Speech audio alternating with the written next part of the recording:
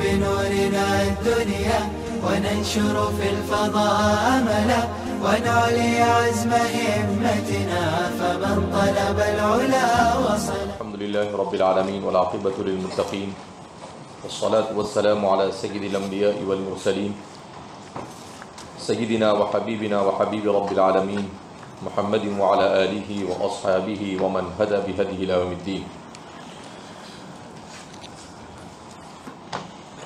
باب قول المحدث حدثنا وأخبرنا وأنبأنا. وقال لنا الحميدي كان عند ابن عيينة حدثنا وأخبرنا وأنبأنا وسمعت واحدا.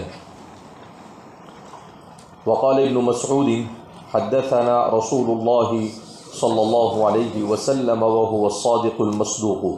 وقال شقيق عن عبد الله سمعت النبي صلى الله عليه وسلم كلمة كذا. وقال حذيفة حدثنا رسول الله صلى الله عليه وسلم حديثين. وقال أبو العالية عن ابن عباس رضي الله عنهما عن النبي صلى الله عليه وسلم فيما يروي عن ربه.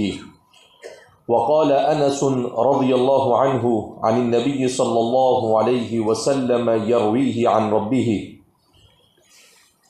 تو امام بخاری باب قول المحدث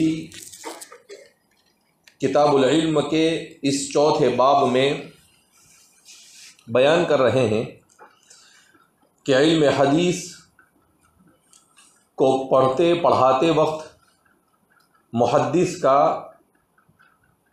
احادیث مبارکہ کو بیان کرنے کے لیے حدثنا، اخبرنا، انبأنا اور صیغہ عنعنہ اس کا استعمال کا کیا حکم ہے. محدث دیوبند حضرت مولانا سعید احمد پالنپوری نور اللہ مرقدہ نے لکھا ہے کہ یہ حدثنا، اخبارنا اور انبأنا کا جو مسئلہ ہے یہ اس وقت تک تھا جب تک کہ روایت سینہ بسینہ چل رہی تھی، مگر جب اس کو کتابی شکل دی گئی، سفینے میں منتقل ہو گئی، پھر اس کے بعد اب حدثنا، اخبارنا اور انبأنا کی کوئی خاص ضرورت باقی رہی نہیں. کیوں؟ اس لیے کہ اب ایسا ہوتا ہے کہ کتاب کو سامنے رکھ کر اس میں محدث نے اپنی سند سے جو بیان کیا ہے اسے پڑھایا جاتا ہے، اور پڑھانے والا جس سے حدیث پڑھی ہے اس کی سند کو سال میں ایک مرتبہ کبھی ذکر کر دیتا ہے. اس سے زیادہ کہ اس کی کوئی اب اہمیت اور حیثیت باقی رہی نہیں. اور جیسا کہ بیان کیا گیا کہ ان کتابوں کے لکھے جانے تک یعنی تقریباً 4 صدی تک احادیث مبارکہ کو سند کے ساتھ بیان کرنا اور اپنی سند کے ساتھ کتابوں میں لکھنے کا سلسلہ جاری رہا. مگر اس کے بعد جب سندیں طویل ہو گئی تو اس کے بعد مشکل ہو گیا، اور چونکہ احادیث مبارکہ کو اللہ رب العزت نے 2، 3 اور 4 صدی میں تقریباً 300 سال میں حضرات محدثین کو ایسی توفیق مرحمت فرمائی کہ انہوں نے تقریباً احادیث کو کتاب میں منتقل کر دیا. لہذا اس بنا پر ویسے بھی اس کی ضرورت باقی رہی نہیں. احادیث مبارکہ کے ذخیرے کو اتنی جامعیت کے ساتھ حضرات محدثین نے اپنی کتابوں میں جمع کیا، اور اتنا تنوع اس کے اندر میں پایا جاتا ہے کہ انسان حیران ہو جاتا ہے. خاص طور پر 2 صدی ہجری میں، جیسا کہ اس سے قبل بھی آپ کو بتایا گیا کہ ویسے تو حضرات صحابہ ہی نے صحائف کو لکھنا شروع کر دیا تھا. متعدد صحابہ کے صحائف پائے جاتے ہیں. اس کے بعد حضرات تابعین نے بھی اس سلسلے کو آگے بڑھایا، اور حضرات تابعین نے تو باقاعدہ کتابیں لکھ دی، مصنف ابن ابی شیبہ، مصنف عبد الرزاق، ربیع بن صبیح، اور اس طرح کے جو محدث یہ سب تابعی تھے، اور انہوں نے مستقل کتابیں لکھی۔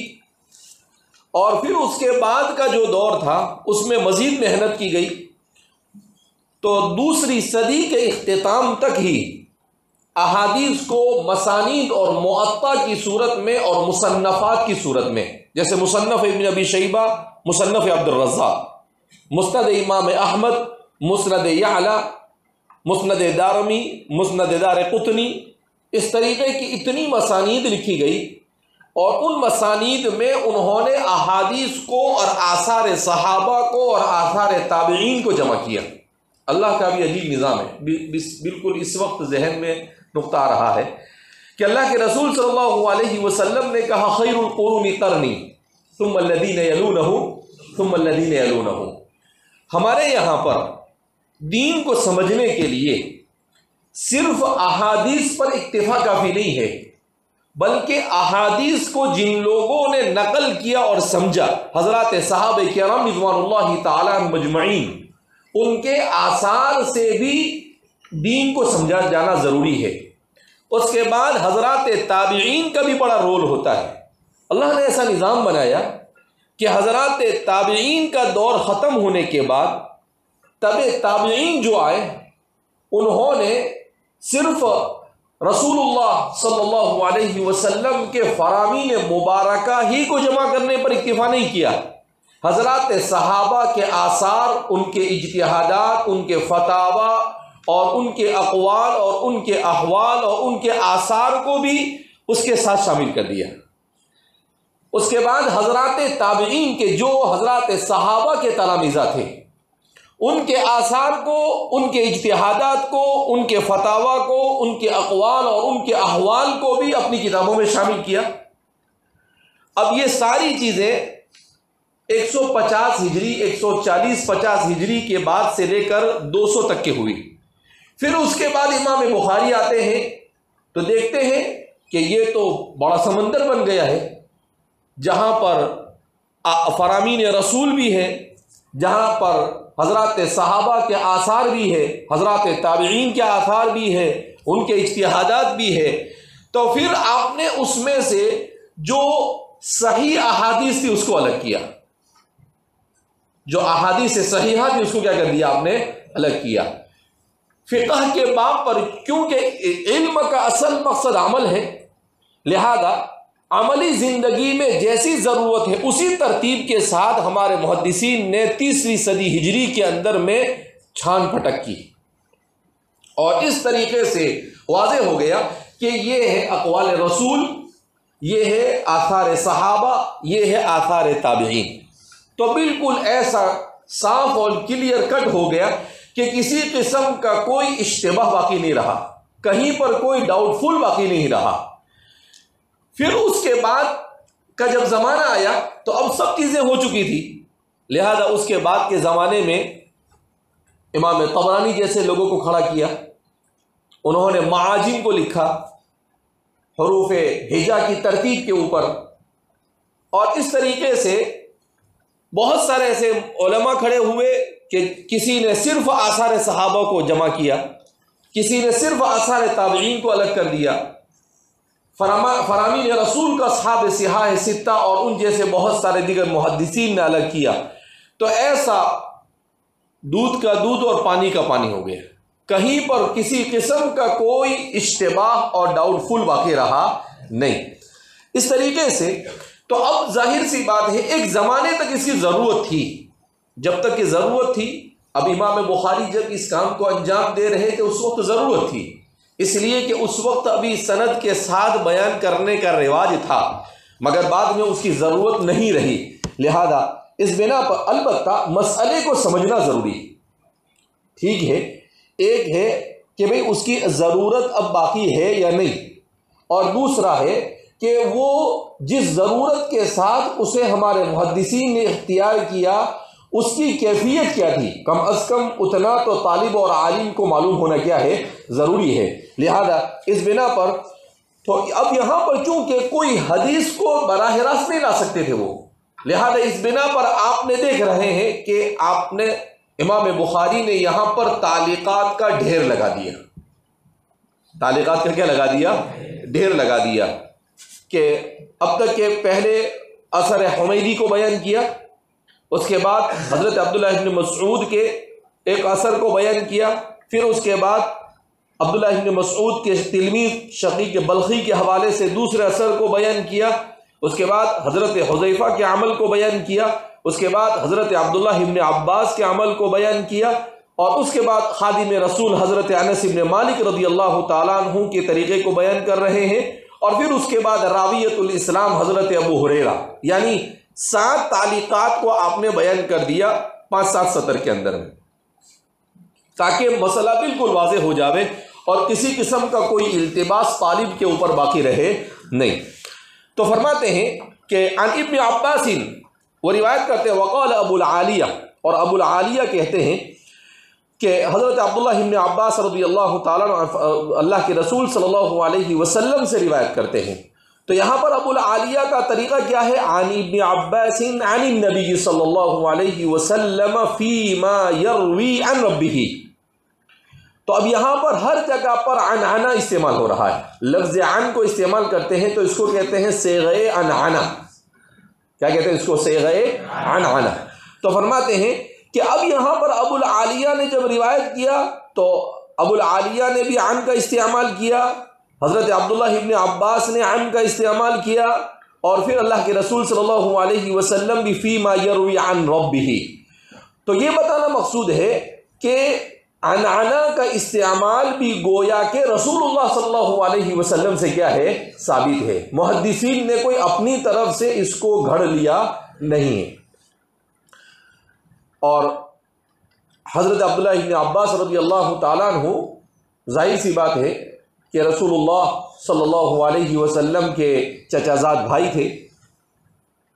چچا زاد بھائی ہونے کے ساتھ ساتھ اور بھی بہت ساری رشتہ داریاں آپ کے ساتھ لگی. تو حضرت میمونہ رضی اللہ تعالی عنہا، جو رسول اللہ صلی اللہ علیہ وسلم کی زوجہ محترمہ اور ام المؤمنین، وہ ان کی خالہ ہوتی تھی. اس لیے کہ ام الفضل جو حضرت عبداللہ ابن عباس رضی اللہ تعالی عنہما کے والد محترمہ ہے، تو ام الفضل رضی اللہ تعالی عنہا اور حضرت میمونہ رضی اللہ تعالی عنہا یہ دونوں بہنیں تھیں.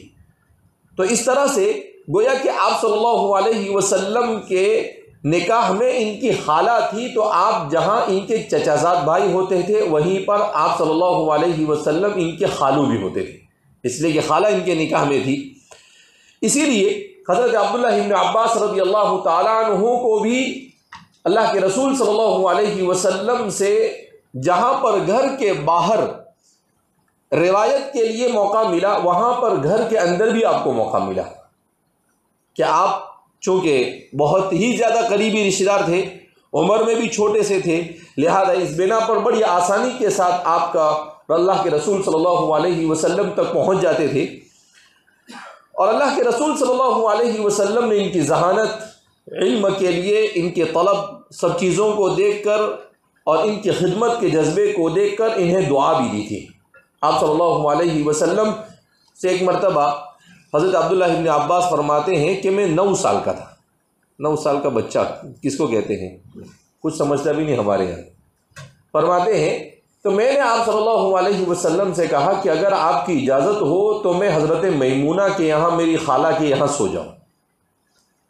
تو عبداللہ ابن عباس فرماتے ہیں کہ میرا مقصد سونا نہیں تھا، بلکہ میں اللہ کے رسول صلی اللہ علیہ وسلم کے عبادت کے طریقے کو دیکھنا چاہتا. کتنے سال کا بچہ ہے اور کیا کہتا ہے کہ میں آپ صلی اللہ علیہ وسلم کے طریقے عبادت کو دیکھنا چاہتا تھا کہ آپ تہجد کیسے پڑھتے. 9 سال کا بچہ، کیسا جذبہ ہوگا، اور اللہ کے رسول صلی اللہ علیہ وسلم نے ان بچوں میں علم کا کیسا شوق پیدا کیا ہوگا.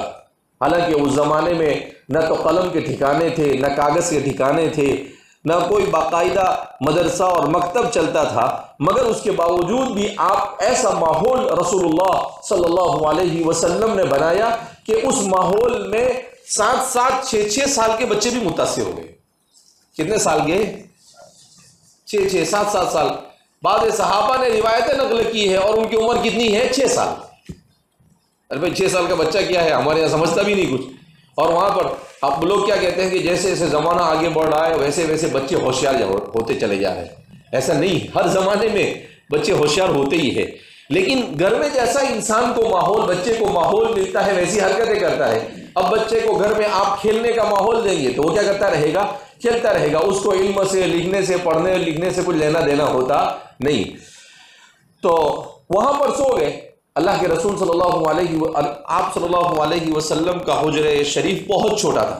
وہ فرماتے ہیں کہ حضور نے مجھے ہاں تو کہہ دیا، لیکن مسئلہ ہو گیا کہ میرے لیے جگہ ہی نہیں تھی سونے کے لیے، میں کہاں سوؤں؟ تو فرماتے ہیں کہ آپ صلی اللہ علیہ وسلم ایسے سوئے اور پاؤں کے پاس جگہ تھی راستے میں، تو مجھے وہاں پر سو رہا تھا کہ تو یہاں سو جا. تو فرماتے ہیں کہ میں وہاں سو گیا.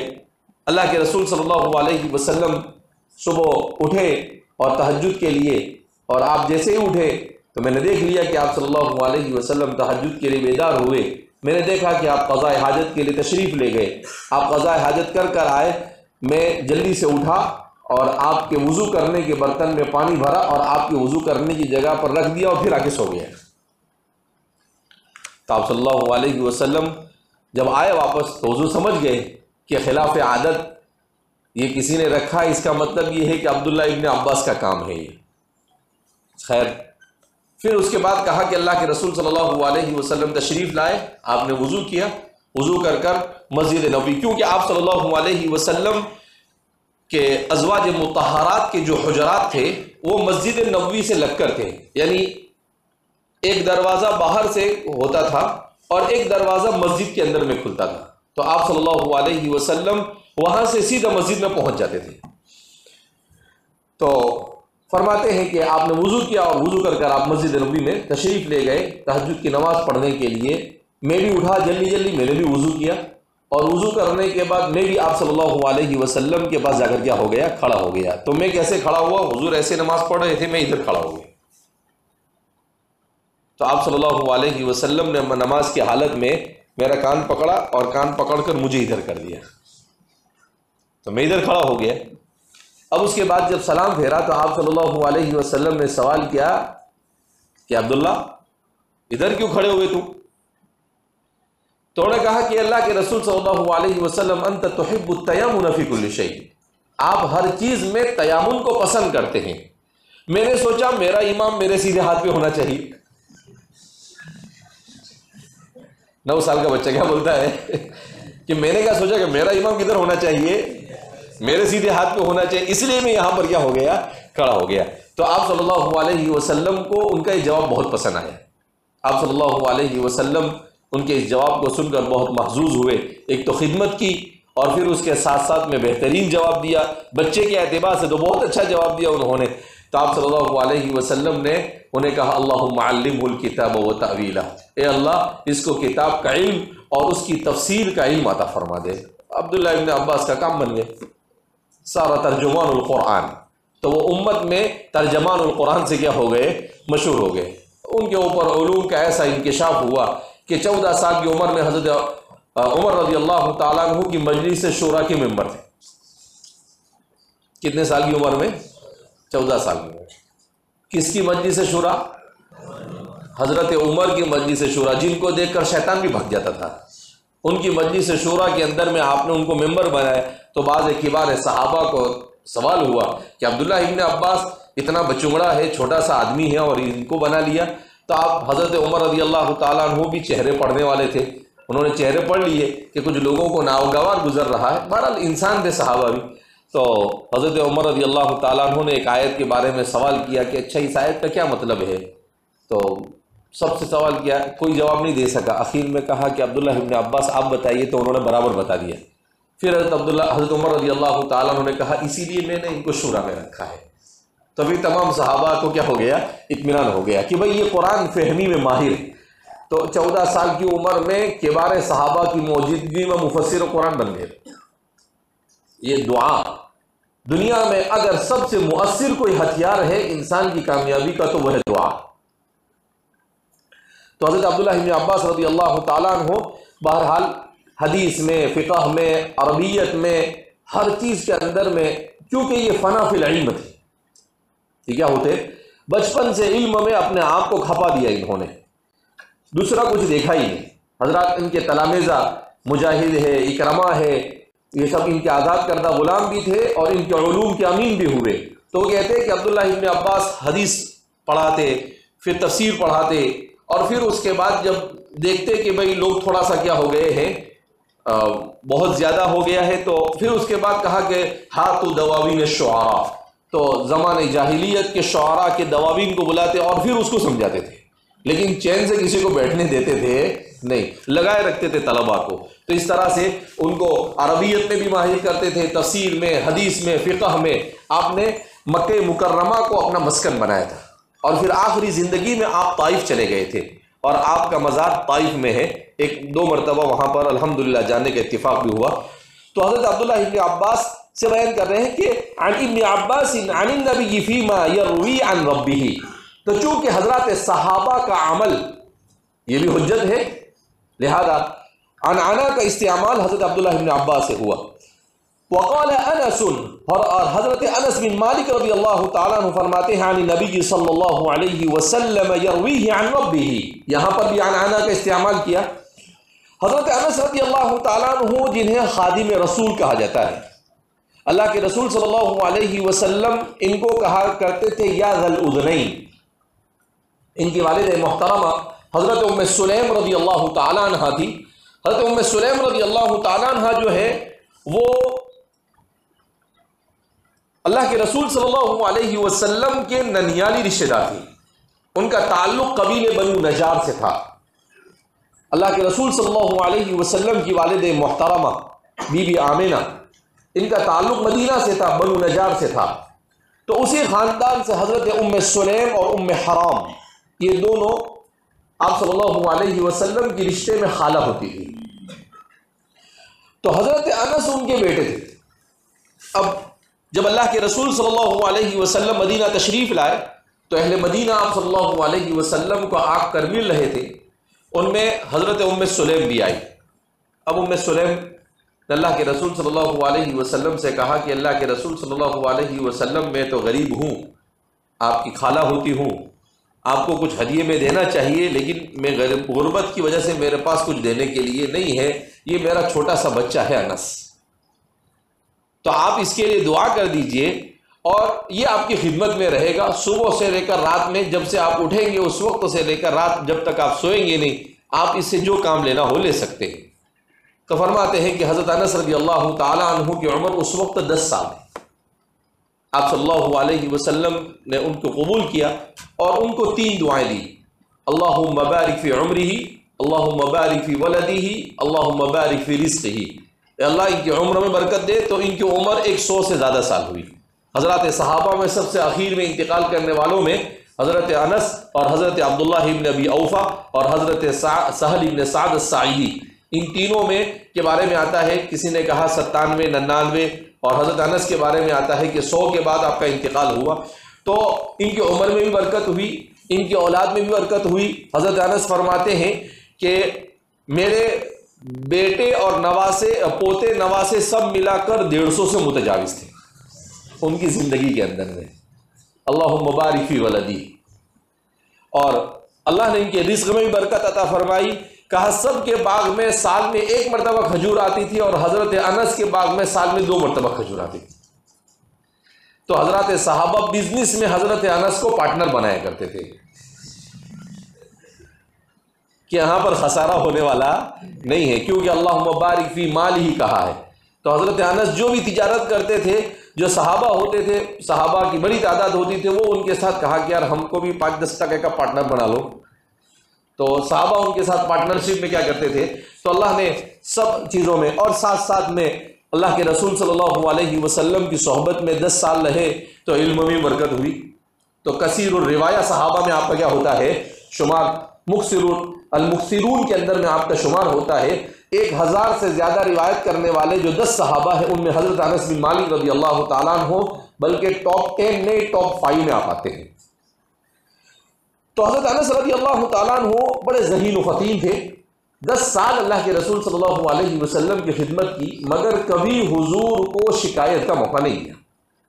معمولی بات نہیں ہے 10 سال تک آدمی خدمت کرے اور کوئی کام منشے کے خلاف آپ نے کیا نہیں۔ تو اب خادم رسول حضرت انس بن مالک رضی اللہ تعالیٰ عنہ وہ روایت کر رہے ہیں عن النبی صلی اللہ علیہ وسلم یرویہ عن ربہ، کہ اللہ کے رسول صلی اللہ علیہ وسلم سے اور آپ اپنے پروردگار سے روایت کرتے ہیں۔ تو فرماتے ہیں کہ خادم رسول حضرت انس بن مالک رضی اللہ تعالیٰ عنہ نے بھی گویا کہ صیغہ عنعنہ کو کیا کیا ہے، استعمال کیا ہے۔ وقال ابو ہریرہ عن النبی صلی اللہ علیہ وسلم یرویہ عن ربکم تبارک وتعالی، اور راویۃ الاسلام سیدنا و سید هذه الامہ حضرت ابو ہریرہ رضی اللہ تعالیٰ عنہ فرماتے ہیں عن النبی صلی اللہ علیہ وسلم۔ اب ظاہر سی بات ہے حضرت ابو ہریرہ جو سب سے بڑے حضرات صحابہ میں حضرات صحابہ، ایک مرتبہ کسی نے سوال کیا ہمارے کسی بزرگ سے کہ کسی کو محدث کہتے ہیں، کسی کو فقیہ کہتے ہیں، کسی کو مفسر کہتے ہیں، حضرات صحابہ کے ساتھ یہ سب لقب کیوں نہیں لگاتے؟ تو فرماتے ہیں کہ صحابہ کے ساتھ صحابیت ہی اتنا بڑا لقب ہے کہ اس کے بعد کسی اور لقب کی ضرورت نہیں ہے۔ ان کے ساتھ جو صحابیت کا لیبل لگا ہوا ہے وہ افضل البشر بعد الانبیاء، ختم ہو گئی بات۔ تو ان کو محدث کے لقب کی ضرورت نہیں، ان کو مفسر کے، کیوں؟ ہر صحابی محدث، فقیہ اور مفسر ہوتا تھا۔ تو ان کے کہا کہ ان کے لیے ایک ہی لیبل کافی ہے، اور وہ کیا ہے؟ صحابی ہونا، اس سے بڑا اور کوئی شرف ہو سکتا نہیں۔ تو حضرات صحابہ میں سب سے زیادہ روایت جو صحابی کر رہے ہیں حضرت ابو ہریرہ رضی اللہ تعالیٰ عنہ، وہی کہتے ہیں عن النبی صلی اللہ علیہ وسلم یرویہ عن ربکم تبارک وتعالی، کہ اللہ کے رسول صلی اللہ علیہ وسلم سے اور آپ صلی اللہ علیہ وسلم اپنے پروردگار، تمہارے پروردگار سے روایت کرتے ہیں۔ تو گویا کہ صیغہ عنعنہ کا استعمال کیا۔ اس طریقے سے گویا کہ آپ نے یہ 6-7 تعلیقات کو ذکر کیا۔ حافظ ابن حجر اسقلانی فرماتے ہیں کہ اگرچہ یہاں پر ان روایتوں کو تعلیقاً ذکر کیا ہے، مگر کتاب کے مختلف حصے میں ان تمام کے تمام آثار صحابہ کو سند متصل کے ساتھ امام بخاری نے ذکر کیا ہے۔ تو یہاں پر تعلیقاً ذکر کر دیا، یہاں پر اس کو اپنی سند کے ساتھ ذکر نہیں کیا، البتہ اپنی پوری سند کے ساتھ مختلف مقامات کے اوپر ان تمام کے تمام آثار کو کیا کیا ہے، ذکر کیا ہے۔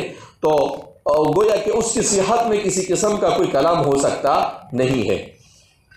وبه قال حدثنا قتيبة بن سعيد قال حدثنا إسماعيل بن جعفر عن عبد الله بن دينار عن ابن عمر رضي الله عنهما وعنهم أجمعين قال قال رسول الله صلى الله عليه وسلم إن من الشجر شجرة لا يسقط ورقها وإنها مثل المسلم، وإنها دو طرح سے پڑھ سکتے ہیں، مثل المسلم اور مثل المسلم دونوں طرح سے پڑھ سکتے ہیں۔ وإنها مثل المسلم یا مثل المسلم حدثوني ما هي قال فوقع الناس في شجر البوادي قال عبد الله ووقع في نفسي أنها النخلة فاستحييت ثم قالوا حدثنا ما هي يا رسول الله قال هي النخلة۔ اب امام بخاری سند متصل کے ساتھ بیان کرتے ہیں اپنے شیخ قتیبہ بن سعید سے، اور وہ روایت کرتے ہیں اسماعیل بن جعفر سے، اور وہ روایت کرتے ہیں عبداللہ ابن دینار سے، اور وہ محی السنہ حضرت عبداللہ ابن عمر، ان کو محی السنہ کے لقب سے یاد کیا جاتا ہے۔ حضرت عبداللہ ابن عمر رضی اللہ تعالیٰ عنہ سے ابن عمر جہاں پر آئے تو سمجھ جانے کا عبداللہ ابن عمر، اور ابن عباس جہاں پر آئے تو سمجھ جانے کا عبداللہ ابن عباس، اور ابن مسعود جہاں پر آئے تو عبداللہ ابن مسعود، اور ابن الزبیر جہاں پر آئے تو عبداللہ ابن الزبیر۔ ان کو عبادلہ اربعہ کہا جاتا ہے۔ حضرات صحابہ میں ان 4 عبداللہ نام کے صحابہ کو عبادلہ اربعہ کہا جاتا ہے، جو فقہاء میں بھی شمار ہوتے ہیں، محدثین میں بھی شمار ہوتے ہیں، مفسرین میں بھی شمار ہوتے ہیں، ہر میدان میں۔ اچھا، یہ سب اللہ کے رسول صلی اللہ علیہ وسلم کے زمانے میں حضرت عبداللہ ابن مسعود کو چھوڑ کر باقی تینوں صحابہ کیسے تھے؟ چھوٹے چھوٹے تھے، حضرت عبداللہ ابن زبیر تو حضور صلی اللہ علیہ وسلم کے سامنے ان کی ولادت ہوئی جب مکہ ان کی والدہ ذوالنطاقین حضرت اسماء رضی اللہ تعالی عنہا یہ مدینہ منورہ ہجرت کر آئی اللہ کے رسول صلی اللہ علیہ وسلم کی ہجرت کے بعد، تو اس وقت آپ کی ولادت ہوئی جب حضور کا انتقال ہوا جب وہ 10 سال کے تھے، حضرت عبداللہ بن زبیر۔ اور عبداللہ ابن عباس کا بھی جب اللہ کے رسول کا انتقال ہوا تو اس وقت ان کی عمر 11 سال تھی، تو ہجرت سے 1-2 سال پہلے آپ کی ولادت۔ اور عبداللہ ابن عمر بھی اللہ کے رسول صلی اللہ علیہ وسلم کے انتقال کے وقت بیان کیا جاتا ہے کہ آپ کی عمر 20 یا 22 سال تھی، تو بالکل اللہ کے رسول صلی اللہ علیہ وسلم کے زمانے میں ان کو نوجوانی کی عمر پائی۔ البتہ حضرت عبداللہ ابن مسعود رضی اللہ تعالیٰ عنہ کی عمر تھی، اور وہ بھی بہت بڑی عمر کے نہیں تھے، وہ بھی 25 سال 30 سال کی عمر کے تھے۔ تو اس طریقے سے حضرات صحابہ میں کسی آدمی نے ایک بڑی اچھی کتاب کا سلسلہ لکھا ہے، اطفال حول الرسول، اللہ کے رسول صلی اللہ علیہ وسلم کے ارد گرد رہنے والے بچے، اور ان بچوں نے جو حضور کے زمانے تک تو بچے تھے لیکن بعد میں چل کر سب کے سب رجال ہوئے، کوئی محدث بنا، کوئی فقیہ بنا، کوئی کیا بنا، اور اللہ کے رسول صلی اللہ علیہ وسلم کے علوم کو کیسے انہوں نے پھیلایا۔ بڑی شاندار کام کیا ہے عربی زبان میں کسی نے، اردو میں بھی شاید کسی نے اس کا ترجمہ کیا ہے۔ اسی طریقے سے ایک کتاب ہے رجال حول الرسول، وہ بڑے بڑے لوگ جو اللہ کے رسول صلی اللہ علیہ وسلم کے ارد گرد رہ کر بڑے بنے۔ ایسے ہی ایک آدمی نے کتاب لکھی نساء حول الرسول، وہ عورتیں جو اللہ کے رسول صلی اللہ علیہ وسلم سے کسب فیض کر کہاں سے کہاں پہنچ گئی۔ بہرحال حضرات صحابہ کی زندگی کو پڑھنا چاہیے، اس لیے کہ حضرات صحابہ کی زندگی کے پڑھنے سے ایمان میں تازگی پیدا ہوتی ہے۔ اس وجہ سے خاص طور پر ہمارے اس آخری زمانے میں فلسطین کے ایک مفکر گزرے ہیں، انہوں نے جو حضرات صحابہ پر سور من حیات الصحابہ لکھی ہے، وہ تو اپنے مثال آپ ہے، اتنے بہترین انداز میں حضرات صحابہ کا تعارف کیا ہے۔ سور من حیات الصحابہ ہے ان کی، سور من حیات الصحابیات ہے ان کی، سور من حیات التابعین ہے ان کی، وہ پورا سلسلہ ہے عبد الرحمن رأفت پاشا۔ بہرحال تو اس روایت میں بیان کر رہے قول ان من الشجر شجرة لا يسقط ورقها، کہ اللہ کے رسول صلی اللہ علیہ وسلم نے اپنی مجلس میں ایک مرتبہ سوال کیا، پہیلی بیان کی کہ بھئی ایک درخت ہے، ایسا درخت ہے کہ اس کا پتہ گرتا ہی نہیں۔ اس روایت کو اور بھی بہت سارے مقامات پر محدثین نے ذکر کیا ہے کہ حضور نے ایسا کہا کہ آندھی اور طوفان بھی آئے تو وہ درخت زمین پر گرتا نہیں۔ کھجور کا درخت اتنی آسانی سے ٹوٹتا نہیں، وہ آندھی اور طوفان آئے تو ایسا کتنا بھی ہلے گا اور پھر واپس آگے کیا ہو جاتا ہے، کھڑا ہو جاتا ہے۔ تو اللہ کے رسول صلی اللہ علیہ وسلم نے صحابہ سے پہیلی پوچھی کہ ایک درخت ایسا ہے کہ جس کا پتا گرنے کا نام نہیں لیتا ہے، وہ مسلمانوں کے مشابہ ہے، وہ درخت وہ مسلمان کے کیا ہے، مشابہ۔ حدثونی ما ہی، ذرا بتاؤ تو وہ کیا ہے۔ اردو زبان میں بھی آدمی بیٹھتے ہیں نا تو پہیلیاں پوچھتا ہے، کبھی کبھی جو بڑی عمر کے بوڑھے ہوتے ہیں تو بچوں کو لے کے بیٹھتے ہیں تو کیا کرتے ہیں، وہ پہیلی پوچھتے ہیں۔ تو مختلف قسم کی پہیلیاں کیا ہوتی رہتی ہے، چلتی ہے، تو ہر معاشرے میں ایسا ہوتا ہے۔ اللہ کے رسول صلی اللہ علیہ وسلم نے انسان کی فطرت کی ہر چیز کا خیال رکھا۔ ایسا نہیں کہ اللہ کے رسول صلی اللہ علیہ وسلم بیٹھے تو صرف بیٹھے بیٹھے لوگوں کو حدیث بیان کرنا اور قرآن بیان کرنا، اس کے علاوہ کچھ نہیں کرتے تھے، نہیں۔ حضور کبھی صحابہ سے مذاق بھی کرتے تھے، اللہ کے رسول صلی اللہ علیہ وسلم کبھی صحابہ کے ساتھ ریس بھی لگاتے تھے، کبھی گھوڑا ریس میں شریک ہوتے تھے، کبھی اونٹ کی ریس میں شریک ہوتے تھے، کبھی دوڑ کی ریس میں کیا ہوتے تھے، شریک ہوتے تھے۔ تو ایسے ہی آپ صلی اللہ علیہ وسلم صحابہ میں علم کی دلچسپی کو باقی رکھنے کے لیے پہیلی پوچھ رہے ہیں۔